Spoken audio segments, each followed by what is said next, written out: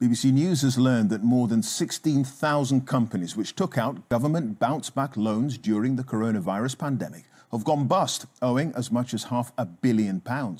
Our investigation has found some of those companies were never eligible to receive the money in the first place.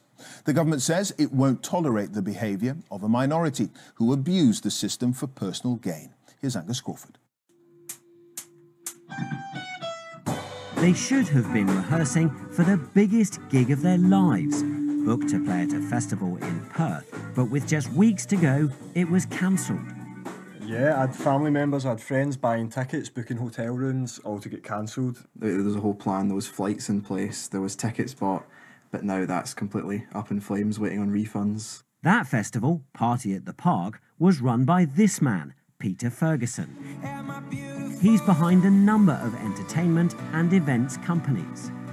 And through one of those companies, based here in Edinburgh, he took out a £50,000 bounce-back loan. But the authorities say he exaggerated the turnover and then bought himself 2 cars. The thing is, the business went bust, so he doesn't have to pay the money back. Completely sold out today. Mr. Ferguson was banned from being a company director, but his other businesses are still trading. After 2 years of staying in, it's time for the biggest party ever. One of them is putting on another festival, Party at the Palace. And a visitor from Scotland goes home with a big jackpot. And look at this, a stroke of luck. In April this year, on holiday in Las Vegas, Mr. Ferguson won £200,000 playing poker. We catch him as he gets home, about to get out of the car. Hello, Mr. Ferguson. How are you? Or maybe not. Hello, I'm Angus from BBC News. Wanted to ask you about your bounce-back loan. No, I'm not interested in speaking about that, sorry. But you owe the taxpayer £50,000. But you also still owe the taxpayer £50,000.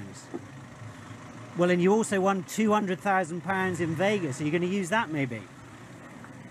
Don't you think you should pay back the taxpayer, Mr. Ferguson? Later, he told us it was a source of deep sorrow his business went under. He'd always been willing to pay the money back, but had been advised to liquidate the company by an insolvency practitioner.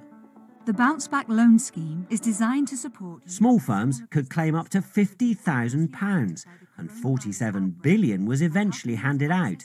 But in the rush to save the economy, checks on borrowers were limited. Sir David Green used to run the Serious Fraud Office. Well, it's pretty shocking, isn't it?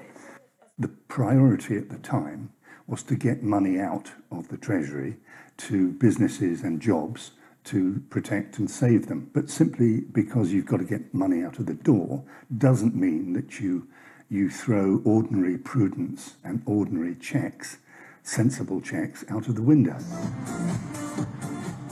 And here's another one, Rytis Zerkalis, or DJ Rytos, banned from being a director over a £40,000 bounce-back loan he wasn't entitled to. But he's still working, busy DJing. Hello, Mr. Zerkalis. Yeah? I'm Angus from the BBC. I want to talk to you about your bounce-back loan. No. What did you spend it on? Was it on DJ equipment? I think it was. So, Mr. Zerkalis doesn't want to talk to me about what he spent that £40,000 on. He certainly didn't pay it back.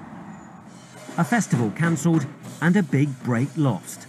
Billions of pounds in bounce-back loans have gone for good. The band, like the rest of us, will bear the cost for years to come. Angus Crawford, BBC News.